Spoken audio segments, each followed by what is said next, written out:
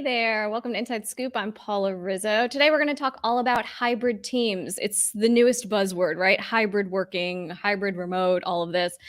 You might be doing it. You might be thinking of doing it, but are you doing it well? Are you and your team really thriving, or are you just surviving? That's the question we're going to answer here today. I have a great expert to bring on to talk all about how you can motivate your teams and make them work more diligently together and be more productive. And you know what? Have a happier and healthier team too, because that's really important. Burnout is a real thing, and we don't want it to happen to you, and we don't want it to happen to your team. So we're going to talk all about that today. If you have questions about this, please leave them in the chat boxes below. And also, if you know somebody who might benefit from this, tag them in the the comments below, and so that they can join the conversation with us. But first, before we get to that, I have a little freebie here that I think that you would really enjoy. It is my list making starter kit, which you can grab if you go to paularizzo.com/lists, and that'll help you to be more productive and get more done, whether you're in a remote situation or hybrid or work for yourself or whatever it is. You'll be able to find some great tips and tricks there. I'm also a LinkedIn Learning instructor, and I have several courses all about productivity, several of which are about hybrid work and how to advance your career when you're working in a hybrid environment. So you definitely want to check that out. I have others as well about list making, and one on how to organize your remote office for maximum productivity. If you go to anywhere on LinkedInlearning.com or paularizzo.com/LinkedIn, you can check those out for sure. And as I mentioned, this is an ongoing conversation. So if you have questions, please leave them in the chat boxes below. We're going to be talking all about high performing hybrid teams. So leave those in the chat box below. Ask a friend, hey, you know what? You're about to start up with your team doing hybrid. So tag them in the comments below. And without further ado, I'd love to bring on my guest, because she's the expert here. She knows what we're talking about, so she can help us out. Ann Gomez is here today. She is a speaker, a best-selling author, and the founding president of Clear Concept Inc. Ann, thrilled to have you. I am so thrilled to be here with you, Paula. I've been such a fan of you and all your productivity and list making and so much more wisdom. So I'm thrilled to be here. Oh, you're so sweet. I love that. So we do share a love language of productivity, of course. And now working in this new world of hybrid, hybrid working. What is it that this is changing? What's happening to the workforce? Because you work with a lot of companies and help them to be more productive. Absolutely. Oh my goodness, so much has changed. And so I feel like the workplace is like this big giant pendulum. So so many of us were working in the office together, and we had that all figured out. And then over the course of a weekend, we all swung to the other end of the pendulum, and we're working virtually, right? Like that was overnight. That was faster from the transition of cassettes over to CDs. Yes. I held on to my cassettes for a long time, but we swung over there. Now we're like that pendulum, which is bouncing around, and teams are doing this and this, and it's anyone's guess as to where teams are going to settle in the middle. But what we do know about hybrid is that it's harder than either end of the spectrum. Yes, because juggling both sides. Yes. It's so hard. And you know what? I think, good point here when you said this happened in a weekend, because it did happen in a weekend where we went from everybody works in an office to now everybody's working remotely. I've been working for myself for quite a long time. I've always worked remotely, always worked at home. So for me, it was not a big deal to make that transition. But for many people, it was life shaping. And now we're asking people to now switch to something else that's completely and brand new. Exactly. So that's a difficulty. We need to be more patient with ourselves and with our teams. We do. And we need to experiment and have discussions about this, and not expect that we can just mandate something and that will be the plan. We need to be willing to iterate and try new approaches. Yeah. Let's talk about things that do work and things that don't work. We'll explore that throughout the course of our chat together. And if people have questions, please leave them below. We're happy to take those at the end, whether you're watching the replay or you're here with us live. Okay, what works then? Let's talk about communication specifically. What works with a team that's going to be sometimes in the office and sometimes at home? Okay, so the number one thing I'll say is that we have a huge opportunity here to make our connections even stronger. I've had a virtual team for almost 2 decades now, and I'd have to say our connections are super strong, even though we only get together intermittently, like very rarely. So we don't need to romanticize a building. There are great opportunities for us to be more conscious and deliberate about creating connections. And we do know that those connections that organically happen, I'll admit that they organically happen in the office. We pass each other in the hall. Hey, Paula, how was your big meeting yesterday? Right? Sure. I might not have picked up the phone to say, hey, how was your big meeting? So, but in a hybrid world, we can be more deliberate and conscious about making sure that happens. Sending you an email, chatting, having some virtual coffees with each other scheduled into our day so that we are making a deliberate attempt and effort to connect with each other. Yeah, it is very much you have to be intentional. You have to be the one who says, you know Mhm. what, I know I'm not going to run into this person, so I have to build a time period to actually see them. Mhm. It does take a little bit extra work and It effort, does. and people are not used to it, but it really does pay off. I also have been working with a virtual team Mhm. for since I started my blog, listproducer.com 10 years ago or whatever it was. I Awesome. always had people who were helping me. One woman lived in London for years. I was in New York. Allie, who's behind the scenes now, is my producer. She and I've only met one time. We've been working together for a while, but this is what this is what the world is, and you have to really make an effort to We have do. it be as much of a collaborative environment as possible. There are tools, of course, that you can use, Absolutely. like Mhm. Asana and task management tools and all of that, which we can Mhm. definitely get into if people Mhm. want to talk tools. We'd love it. Yes. But I have a question for you about autonomy, because this is an issue Mhm. that has come up throughout the pandemic, especially with leaders who are a little bit worried. Maybe they're a little old school, so they're a little bit worried about, is the team actually working? I can't see them. Right. I don't know what's happening. But on the side of the team, like, hey, I love autonomy. I love not having to show up and be there. Yes. So what role does that play, and how can we do it better? So I think there's really two key points here. The first is that we know from research, and we also know, so we know from studies, but we also know from all of our experience over the past 2 years that we can be very productive working virtually. Hmm. And so leaders can take comfort. In fact, the studies show that people are more productive when working virtually than in the office. And likely that has to do with fewer interruptions, which, as Hmm. you and I both talk a lot about, that really sabotages productivity. So we know productivity is high. The key is to keep people engaged. Right. So leaders can really take comfort in knowing that people will be productive. I don't need to micromanage them. I don't need to count hours. And just like, let's just remove that from everyone's radar screen and just focus on output, focus on results. Hmm. So that's Yeah. the first key thing. The second key thing that comes to mind based on your question is that we talk a lot about hybrid work, and employees want hybrid opportunities, but that's not exactly precise. What they really want is flexibility. Uh-huh. So if I'm on your team, I want the flexibility to decide when and where I'm going to work. I've already proven over the last 2 years that I can be really effective working virtually and managing my hours. In fact, I've probably put in more time. But so now, as I've earned the right, I'm a hardworking, committed professional. I want the flexibility to be able to drive my kids to school in the morning, Right. or to be able to go to this volunteer opportunity, or to meet my neighbor for a walk at lunch. I want that flexibility. And it comes down to trust a lot of the time. Yes. It really is. It's a trust Mhm. issue. It's a, do you trust your Mhm. team enough to know that they're going to do whatever they're going to do Mhm. and still get everything done at the end of the day?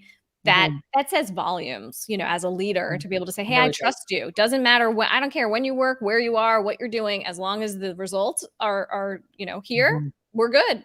That takes a lot. What about That's like so true. scheduling and dealing with everybody's schedule, and one person might be working from home that day? This has been an ongoing issue for companies that are looking to do a hybrid model. How do Absolutely. we do it? Is it that everybody is in the office on Monday and Tuesday, and then everybody's Mm. remote the rest of the week, or it's a little bit of a jumble? So that's a great question, and that needs to be sorted out for each team, not just at Mhm. an organization level, but at a team level. And the key here is to co-create that as a team. So it's not the leader kind of mandating down from above. It's a conversation with the team, and to really let both business needs and personal needs and goals drive what that plan is. So if the business needs require face-to-face meetings with project teams or face-to-face meetings with clients, then as a team decide how often those face-to-face days are, those in-person office days are, and when are they going to be. Mm. So we want people to feel like they have input, that they have that control, and that they are a co-creator in the hybrid plan. Yep. Once they have that, then we want consistency. So it's a lot easier for me to plan my life if I know I'm commuting into the office every Wednesday. It's Sure. also a lot easier for my colleagues to know, oh, Anne's in on Wednesday. That's a great day for us to meet, as opposed to emailing her when really this is a conversation I'll save for Wednesday. Yeah, it's really important to know, where is everybody? Where's your team? Where do I need to be? The course that I produced for LinkedIn Learning, all about hybrid work and how to do it better. It even comes down to knowing what tools you have in your office, right? And Mhm. mirroring your spaces, having the exact same setup at home as you do in the office, so that you don't show up and you don't, oh my gosh, I need a camera. I don't have a camera at that office. Or, Yes. you don't want to have those types of issues pop up. You want to eliminate those distractions early on. The same thing when you're meeting with teams and things like that. Um, Absolutely. Great advice. the idea of meaningful work is much more meaningful now, I think, than ever before, because people have realized, I, stayed home for 2 years working for a company that I didn't even really like. I didn't It's even like true. doing my work. I didn't. So Mhm. the great, everyone is resigning, and that's happening. But the pressure is on for leaders to really keep their team together and Yeah. retain top talent and make sure they're productive, but Mhm. also heard and um, you know, supported. What are some things that leaders can do to make sure that that happens? Yes. So I love the word you used, meaning, and Mm. that really taps into a core human need. We all want to feel valued, and we want to know that our work has value. And that's been a core human need since the beginning of time. But it's been intensified over the pandemic, as you said, over the past couple of years, we've all sat at home thinking, what am I doing with my life? Like, our time has become, we're much more acutely aware of how fragile time is and how Mhm. finite time is. And so we're very much vested in making a meaningful impact. Few things create as much motivation and engagement as making meaningful progress on goals that are important to us. Yeah. So as a team, really, every time you're delegating work, every time you're taking on a project or diving into something, as a team, you want to really honor and highlight how this ties into your team's values, your overall vision. And that's really important. That's a great delegating tool Mhm. to when you're delegating kind of the minutia, to really tie into why it's important at a higher level. Yeah. And one of the things too that I think goes overlooked, at least when you're first creating the company culture, Mhm. is that you can give people as much free coffee and free this and Oh, free yeah. that it doesn't work anymore, right? No, Like, that's not the poll. That's not what no, people really want. no. Yeah, I mean, maybe free breakfast worked for a while, but that's not the thing that will keep them. Exactly, exactly. Yeah, so what keeps them is that they're, as you talked about trust early on, Yeah. Gallup research shows that if I have a best friend at work, if I have strong connections with my colleagues, I feel like we're all connected. I'm not on the outs. There aren't silos. There's not internal competition. It's like, it's my work family. Yeah. We're very well connected. I feel like I'm part of a community, Mhm. and I feel heard, and I feel I have a voice. All of that is the stickiness. Yeah. That's what keeps people. It's true, That and you think about the best jobs you've ever had, it's like, "Oh, all Yes, the that the team was awesome," yes, all those the people I worked team. with, yes. Mhm. You were gonna cite another study Yeah, there. so Gallup research, if I feel like I have a best friend at work, I'm 7 times more engaged. Wow. 7 times more engaged. If I feel like I don't have a best friend at work, there's only 1 in 12 chance that I'll feel engaged. Huh. That's Mhm. huge. It's huge. So as leaders, we wanna watch out for who doesn't feel like they're connected. Yeah. And we wanna have conversations with them and support them to, can you book a virtual coffee with someone, and not just on the team, but your partners across the organization. We really want to create those connections. That's what creates an all-star team. I love that. And talking about well-being and mental Mhm. health and burnout and all of these topics now are very, very front of Oh, mind, yes. because teams are burnt out. And what is it that leaders can do? I mean, other than talking, right, and saying, "Okay, we hear you, we understand." What is it that they can actually do that can help? I think the workplaces are doing such a better job of honoring mental health and honoring the importance of well-being. I think of early in my career where sleep was considered almost a weakness. Like, what? You need to Totally. go to bed? So I skimped on sleep. Now I prioritize sleep, and I'm very vocal about that as a leader. So it's important for us to create a culture that honors the core well-being pillars. Talk about exercise. Like, as a leader, say, I can't meet over noon. That's when I take my break for lunch and I work on a puzzle, or that's when I go out for a walk Yeah. outside, I get my exercise, or sorry guys, if I'm not responding, I'm going to a yoga class, right? So being vocal about the fact that you are committed to a full night's sleep, that you uh, honor the importance of healthy nutrition, exercise, you have a gratitude practice, you meditate, right? All the pillars of well-being. And talking about it, I think, really is powerful. So Mhm. can you have team discussions about gratitude practices where people share what they do? Can you focus on relationships and what are you doing, despite perhaps any pandemic restrictions? What are you doing to stay connected to your friends and family, and sharing that with your colleagues? The key here with well-being is for people to be supported as whole human beings. We are not just robots that park our personal life and show up at work. We're Right. whole humans, and we know there's a spillover effect between our personal life and our professional life. Yeah, and normalizing, the things that Yeah. you're talking about, like normalizing the fact that, "Hey, Yes. I need X amount of sleep." Like, I know myself personally, I need 9 hours of sleep. That is Oh, my thank sweet you. spot. That I is love perfect it. That too. is when I Me wake up too. and you too? And I'm like, Oh, "Ooh, I feel great," right? I know. Although, did I used to get that?